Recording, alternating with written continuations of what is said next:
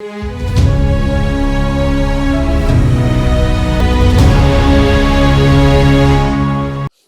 दोस्तों अक्सर राजनेता हमेशा ये कहते सुनते हम आए हैं कि मैं तो राजनीति में समाज सेवा के लिए आया हूं। लेकिन सच हम सब लोग जानते हैं कि राजनीति में अब जो ये नेता हैं किसकी सेवा के लिए आते हैं। आज राजनीति में भले ही पैसा कमाने का चलन बढ़ गया हो, राजनीति एक व्यवसाय बन गई हो, लेकिन एक जमाने में सचमुच ही लोग राजनीति में सेवा के लिए भी आते थे। और भूले बिसरे लोगों की इस सीरीज में आज मैं आपको एक ऐसे ही नेता की कहानी सुनाऊंगा जिनकी सादगी और सेवा के चर्चे पूरे देश में गूंजा करते थे। आज की पीढ़ी उनका नाम भले ही न जानती हो, और ये नाम है स्वामी रामेश्वरानंद जी का। और आज इस वीडियो के माध्यम से हम स्वामी रामेश्वरानंद जी को याद करेंगे। दोस्तों 1962 के करनाल लोकसभा चुनाव में स्वामी रामेश्वरानंद जी जनसंघ की टिकट पर सांसद चुने गए थे। और ये एक रिकॉर्ड की बात है कि उन्होंने सांसद रहते हुए कभी भी देश की जो संसद की सब्सिडी वाली कैंटीन है उसमें खाना नहीं खाया। सांसद महोदय हमेशा अपनी जेब में 2 रोटी लेकर संसद जाते थे। अपना सारा वेतन रक्षा कोष में दिया करते थे।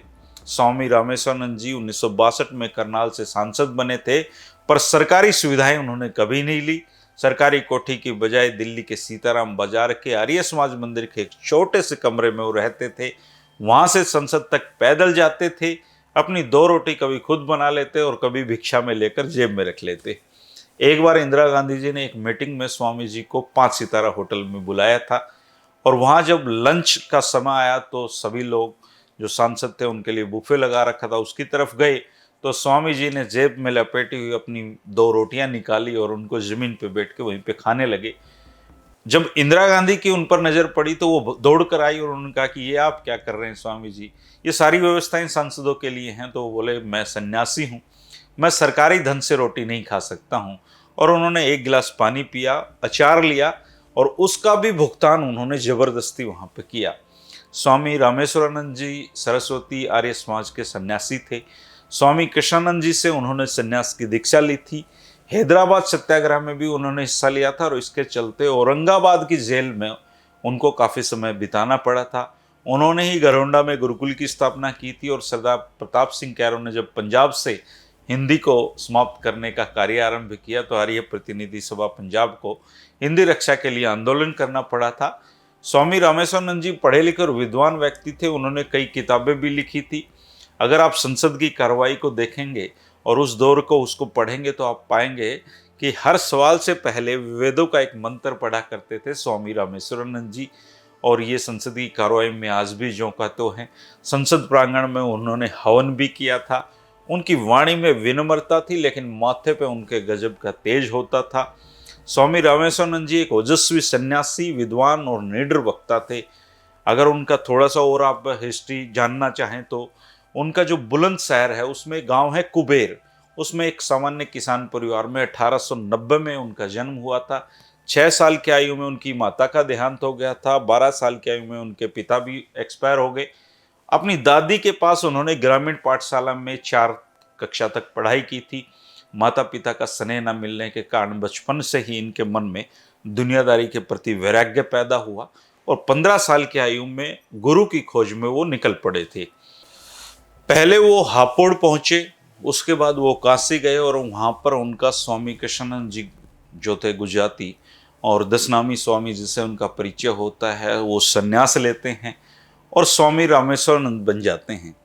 सबसे पहले स्वामी जी पौराणिक विचारधारा के अनुयायी होते थे, लेकिन जब वो मथुरा से दिल्ली आए तो आर्य समाज के प्रसिद्ध क्रांतिकारी सन्यासी स्वामी भीष्म जी से उनका संपर्क हुआ, और उनके विचारों से प्रभावित होकर स्वामी रामेश्वरानंद जी आर्य समाजी बन गए।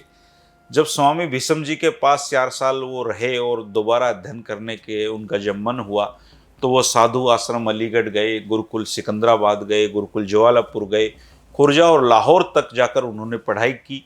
काशी में रामेश्वरानंद जी से निरंकारी जी होते थे, और स्वामी शुद्धबोध तीर्थ ज्वालापुर वालों से संस्कृत व्याकरण उन्होंने पढ़ा, और कई बाकी विद्वानों से व्याकरण आदि और अन्य विद्वानों से उन्होंने शिक्षा ग्रहण की। तो खुद को बहुत ऊपर शिक्षा के क्षेत्र में भी उन्होंने उठाया।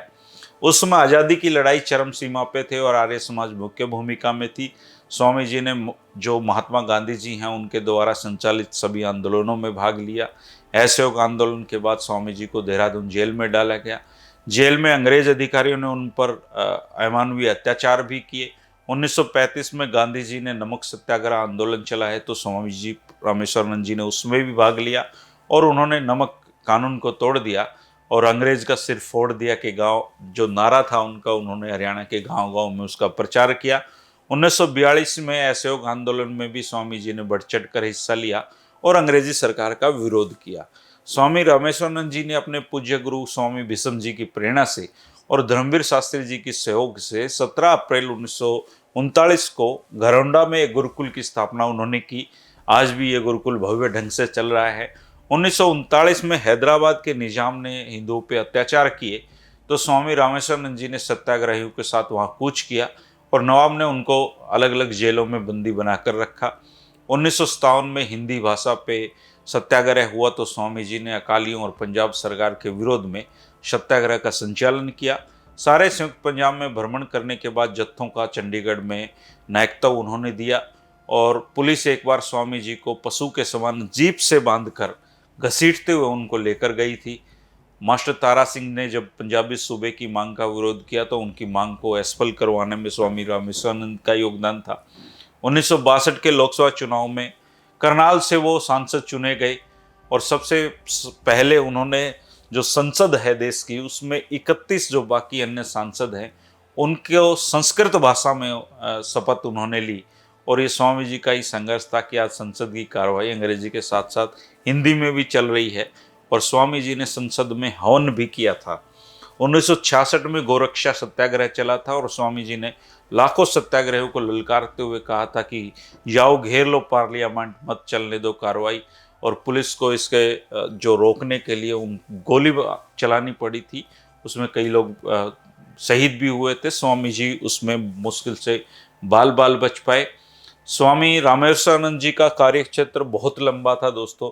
उन्होंने भारत के बहुत सारे नगरों में शास्त्रार्थ किए थे और अपने ज्ञान गंभीरता का लोहा मनवाया था। स्वामी जी योगिक क्रियाओं के सिद्धस्त थे। स्वामी जी उत्तम श्रेणी के ग्रंथों के रचनाकार थे। महर्षि दयानंद और राजनीति, संध्या भाषम, नमस्ते प्रदीप आदि ग्रंथों के उन्होंने रचनाएं की और वास्तव में स्वामी जी आर्य समाज के गौरव, राष्ट्रभक्त, विद्वान, सेनानी, तपस्वी और कर्मठ सन्यासी थे। 8 मई 1990 को स्वामी जी 100 साल की आयु पूर्ण करके इस दुनिया से गए, लेकिन दोस्तों उनके काम और उनका नाम हमेशा जिंदा रहेगा। कोई ना कोई नई पीढ़ी में भी आएगा और खोज लाएगा स्वामी रामेश्वरानंद जी को और उनको उस पीढ़ी को बता देगा। आज की राजनीति में जैसे लोग हैं, जिस तरीके की राजनीति है, उसमें स्वामी रामेश्वरानंद जी से ऐसा एग्जाम्पल मिलना बहुत मुश्किल है, बहुत ज़्यादा मुश्किल है। लेकिन नामुमकिन कुछ भी नहीं है। अगर ये नेता चाहें कि हमें देश का भला करना है, चाहें कि हमारे क्षेत्र की जनता का भला करना है, तो उनको कोई नहीं रोक सकता। ये सिर्फ मन की लगन की बात है और स्वामी रामेश्वरानंद जी इसका एक परम उदाहरण हो सकते हैं। तो भोले बिसरे सीरीज में आज ये स्वामी रामेश्वरानंद जी की कहानी थी दोस्तों। फिर और किसी कहानी के साथ फिर मिलेंगे। शुक्रिया, नमस्कार।